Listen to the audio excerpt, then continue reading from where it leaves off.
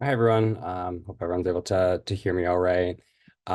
So I wanted to start off by introducing Maren. She is an artist, a veterinary nurse, and a bird lover. She's a person who truly embraces the Renaissance spirit, having passions and interest across multiple disciplines. Excuse me, I'm also battling a cold. She graduated from Kalamazoo College with majors in both biology and art, and since then has used her education and artistic talents in beautiful ways in various settings.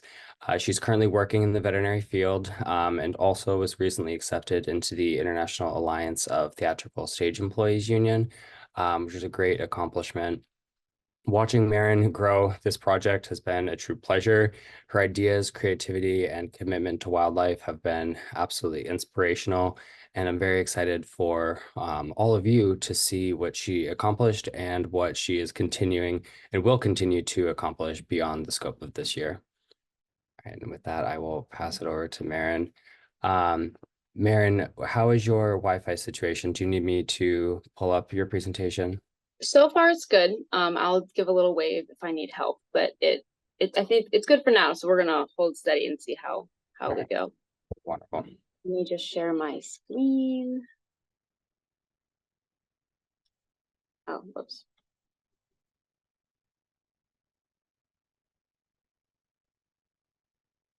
Wi-Fi is going. The computer's slow.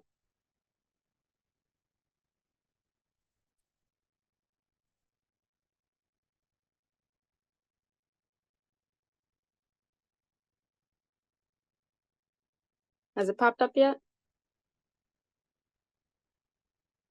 We can see that your screen sharing, but I don't see the presentation. Alrighty, let me flip over. It's taking one moment.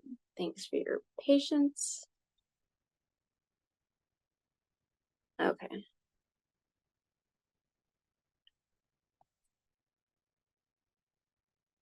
Okay. All right, there we go.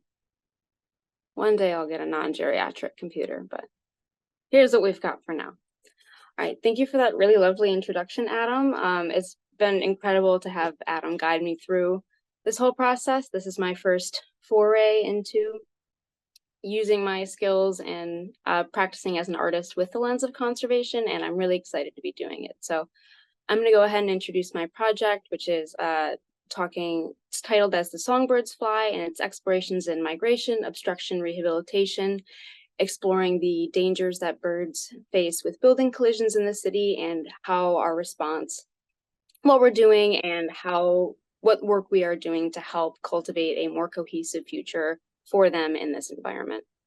Also, Maren, we can see the little pop-up that says that your screen is sharing. So if you can press the little hide button. Thanks. So to sort of place where we are at, I'm just going to go over some bird stats in the city. I know a lot of people don't think of New York City and then immediately think wildlife, or think wildlife and then think I should go to Manhattan. But there are over 300 species that make their way through Manhattan, Brooklyn, and Queens, and even more in the other boroughs.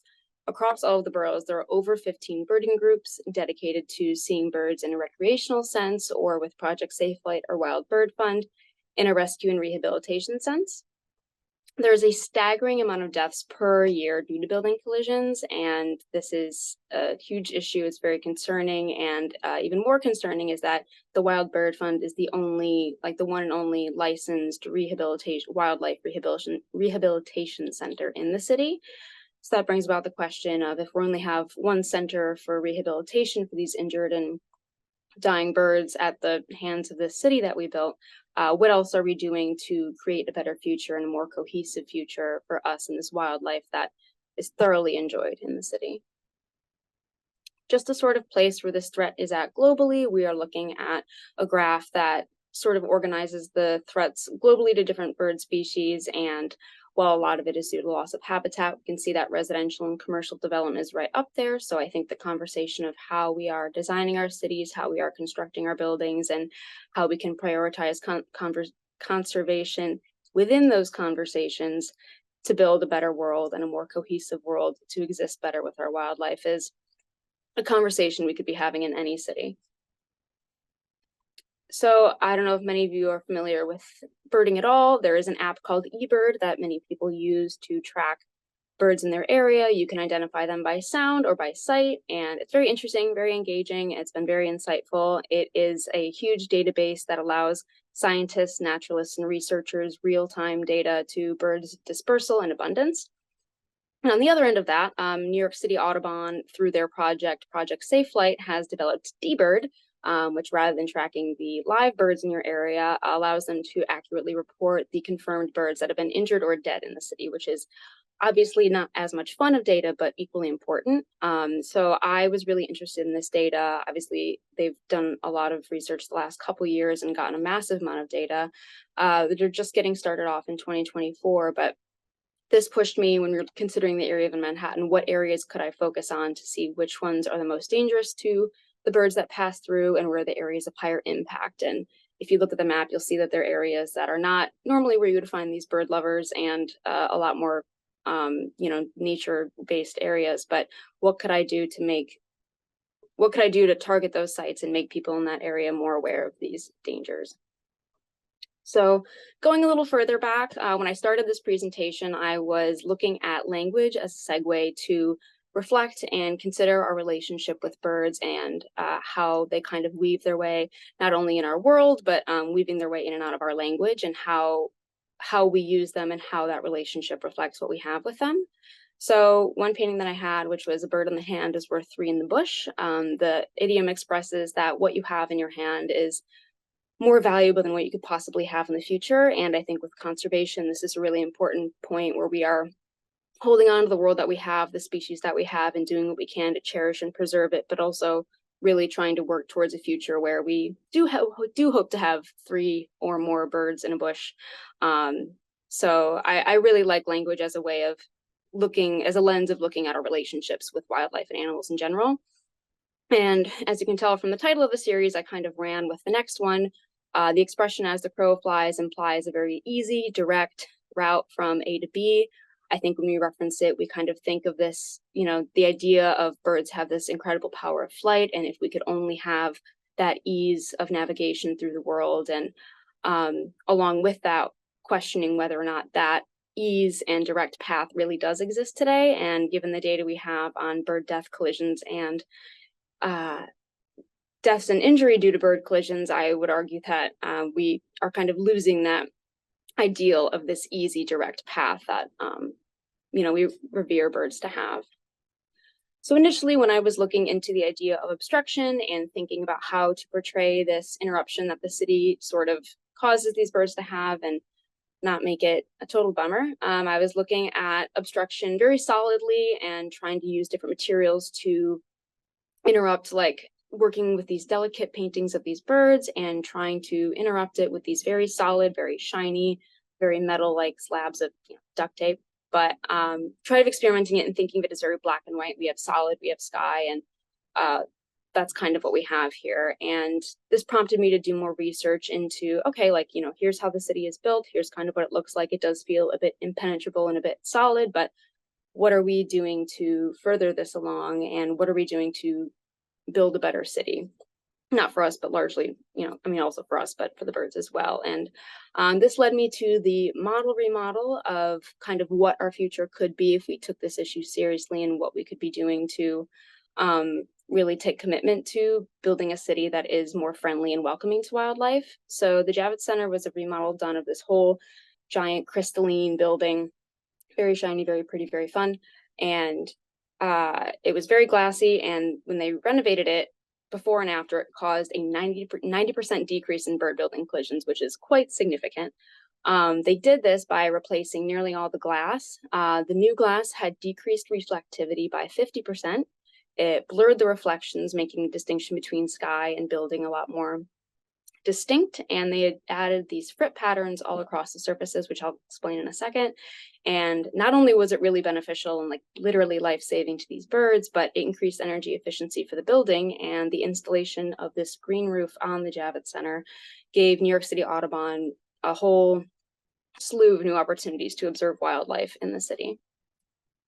So frit patterning or glazing, these were brand new architectural vocabulary words for me, is this pattern that you can sort of imprint or etch on glass to make it more clear to birds that it's a solid surface. And how they determine these distances is that they did these studies where they had birds fly at, like, towards the net, so they're not going to hit anything, but found the minimum spaces that birds were willing to pass through and making them just smaller than that, so they would be averse to trying to fly through that surface. And I was really taken with the ease of this pattern, how such a simple sort of filter over glass and solution could be so life-saving, and the contrast of the repeated patterns with, these very organic birds and the, whimsy they sort of provide when we see them in the city.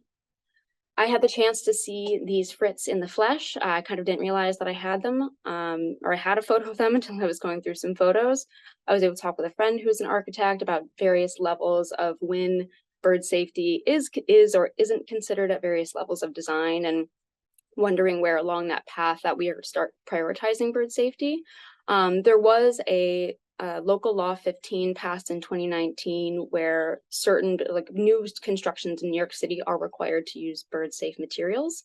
But it really is a stunning example of incredibly subtle design that has life-saving results. I don't know if any of you can see it, but just to the upper right of the dash, you can see the tiny little dots of the frit, which to the human eye I found almost undetectable, but was really it was just stunning at how subtle it is for us and what a little change it is to how we look at the world and how life-changing it can be for thousands and millions of birds that pass their way through this sort of reflective scape of buildings. So calling into question, if we're making this small sacrifice of our vision for how these birds navigate and go through the world in a safer way, it's a very worthwhile solution. So in these next pieces, kind of having this frit pattern in mind, I tried employing the birds as a frit pattern themselves and taking these scenes from reference photos in the city and trying to use this pattern to blur the line of sky and building, offering the viewer, what would our world look like if we had to progress through with having this frit pattern and making these small distinctions between sky and solid. So not only was it trying to blur the lines between the sky and these solid buildings, but I also wanted to offer a vision of what it could be like to have these birds so abundant in these environments, which usually are, pretty desolate or just, quite towering and a bit overwhelming at times, and not locations you would think to go to spot many birds and enjoy the sights of them. So this was the first attempt at that frit pattern. This was in the Sunken Garden installation in the financial district, which is one of the more dangerous areas for birds. My next attempt at this pattern, I was trying to play along more with layers and going through the city, trying to portray the layers and confusion, the reflectivity and the variety of materials and pathways you have to navigate, both as a person and as a bird to get through it. This was not my favorite little tangent to go on, or I was not as pleased with the effect of it. I really like the idea of trying to stay more with a less pedestrian view and focus more on sky and building versus looking at pedestrian view. But this next one was actually on the same intersection. I just turned 90 degrees. The joys of living in the city. You get new views everywhere you look. And this one, I was a lot more intentional with layering my color, trying to create a more blurred distinction of having this frit pattern be barely present and detectable to the human eye, and again, kind of trying to offer what a world could look like if we had, designed of safety and were able to have this level of abundance in areas where birds are not often seen. When talking about how I wanted this work to kind of exist in the world and how I wanted to engage with other people, I considered a lot. As Anna mentioned, I kind of do a lot in the city. I'm really active in a lot of groups. I think what I appreciate about the groups that I'm a part of, be it artists, friends, birding groups, or my ecology class, is that everyone kind of takes this art of noticing very seriously. Not seriously, but there's almost a constant undertone of curiosity and noticing in the city. So we have these art installations in the city that pique your curiosity and make you stop and think and reconsider your surroundings. I think areas like Greenwood Cemetery, Prospect Park, Central Park all offer these really unique opportunities for any sort of person to walk in and be there and notice a different thing. Because I've been to Greenwood Cemetery for artist purposes, been there to go birding, to identify mushrooms, and to just learn about the history and the many dead people there. And I think trying to offer that same sort of variety and interest and intrigue and appreciation for nature in areas like the financial district, in these areas of high danger for birds, would be really intriguing to kind of bring out that curiosity and appreciation, not just reserved for natural spaces, but to bring that curiosity and desire to have a relationship with nature into these more concrete areas as well. So right now, my ideal vision for how these artworks would come to engage with the world would be to create them as postcards and make them accessible in these areas in the neighborhoods where they are. So I've got these two that were at one intersection. We've got two opposite ends of Lower Manhattan here, but to have these in locations where they're accessible, people can maybe take them, try and find that perspective, play a little I Spy game, or try and line it up with that intersection and take joy and interaction through that. I'd like to, as I make more works, I've only got 3 right now, but I think, again, using that D-Bird map to reference these more dangerous areas and pick and create art based on those sites would be very exciting. And not only just engaging through art, but I think as a call to action, I would want to have these postcards have information. Ideally, I'd be proposing this to New York City Audubon and Wild Bird Fund and take it from there and work with them to make, distribute better information, maybe have them inform my art a bit and work them to kind of hone this sort of vision and getting this information out there in an interesting and exciting way. So option 1 would be on the left, where we have a more functional mailable postcard, which has information, broader calls to action from NYC Audubon, such as joining Project Safe Flight, which is a volunteer program that collects data for D-Bird, encouraging them to report dead and injured birds at D-Bird, and talking to building managers or treating windows or things you can take to alter your own building to make it more bird safe. And on the right, we have more of a, not mailable postcard, but the format encourages movement. This would be some more direct action to take of when if you see an injured or possibly dead bird, what steps to take and where to go. So you've got a shortened version of the information available on the Wild Bird Fund website. A QR code would also lead you to the fuller version, but having the Wild Bird Fund as a destination sort of for the postcard for you and for the bird would direct us, everyone in our little group now to a safer haven. So I've focused largely on birds for this part of the project, and I really want to continue down on that thread. But I think broadly in the city, there are a variety of relationships that you can bring out and explore in the city. Feral cats are a huge danger to wild birds, and there are organizations that are working to trap, neuter, and spay them, as well as adopt them out. So the city's relationship with feral cats is quite interesting. There are a myriad of seabird programs that I would love to explore. And again, kind of with the conservation, take it from how are we differentiating the sky and the solid, and how are we applying that to our seashore as well.